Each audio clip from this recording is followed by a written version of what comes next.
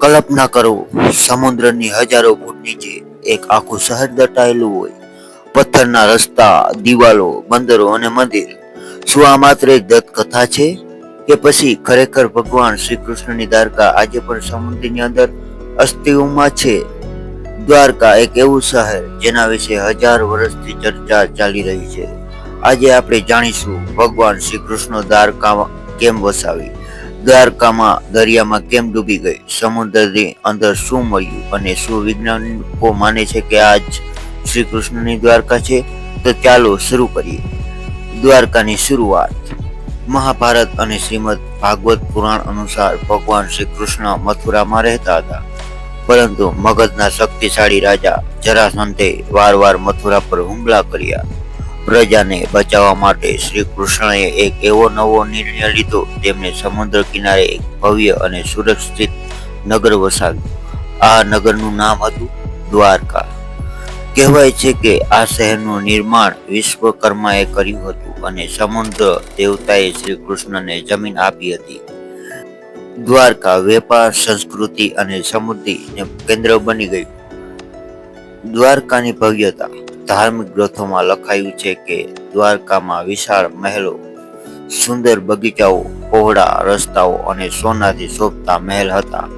અહીં અનેક બંદરો હતા જ્યાંથી વેપાર થતો.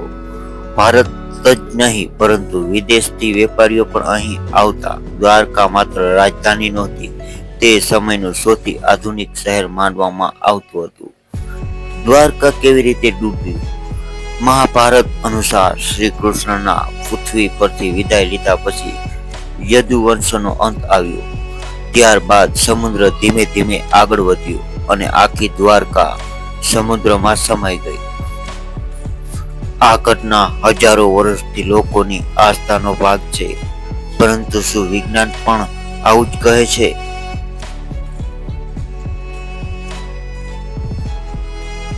વૈજ્ઞાનિક શોધ. 1980 ના દાયકાથી ભારતના દરિયાઈ પુરાતત્વવિદોએ દ્વારકા નજીક સમુદ્રમાં સંશોધન શરૂ કર્યું. તેમને સમુદ્રની અંદર પથ્થરની રચનાઓ, પ્રાચીન લંગરો અને અન્ય અવશેષો મળ્યા. આ શોધથી સ્પષ્ટ થાય છે કે અહીં ક્યારેક પ્રાચીન માનવ વસાહત હતી. પરંતુ વૈજ્ઞાનિકો હજી સુધી ખાતરીપૂર્વક કહી શક્યા નથી કે આ અવશેષો મહાભારતમાં વર્ણવેલી શ્રી કૃષ્ણની દ્વારકા જ છે.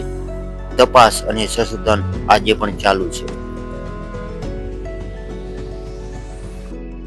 દરિયામાં શહેર કેમ ડૂબે? વૈજ્ઞાનિક મુજબ ઘણા કારણો હોઈ શકે છે. પહેલું, દરિયાની સપાટી હજારો વર્ષમાં બદલાય છે. બીજું, ભૂકંપના કારણે જમીન નીચે ધસી શકે છે. ત્રીજું, દરિયા કાંઠાનું સતત ધોવાણ. ચોથું, કુદરતી ભૂસ્તરીય પરિવર્તન. વિશ્વમાં ઘણા પ્રાચીન શહેરો આવા કારણોથી સમુદ્રની અંદર ગયા છે. તેથી દ્વારકા સાથે પણ આવું બન્યું હોવાની સંભાવના માનવામાં આવે છે. દ્વારકા આજે પણ કરોડો લોકો માટે આસ્થાનું કેન્દ્ર છે. ધર્મ કહે છે કે આ શ્રી કૃષ્ણની દિવ્ય નગરી હતી. વિજ્ઞાન કહે છે કે અહીં પ્રાચીન વસાહતનું પુરાવા મળ્યા છે, પરંતુ હજુ ઘણા પ્રશ્નોના જવાબ મળવાના બાકી છે. કદાચ ભવિષ્યમાં નવા સંશોધન વધુ સફળતા કરશે. જ્યાં સુધી દ્વારકા ઇતિહાસ, પુરાતત્વ અને આસ્થા ત્રણેયનું અનોખું મિલન બની રહેશે. જો તમને આ વિડીયો ગમ્યો હોય તો લાઈક કરો, ચેનલને સબસ્ક્રાઈબ કરો અને બેલ આઇકન દબાવવાનું ભૂલતા નહીં.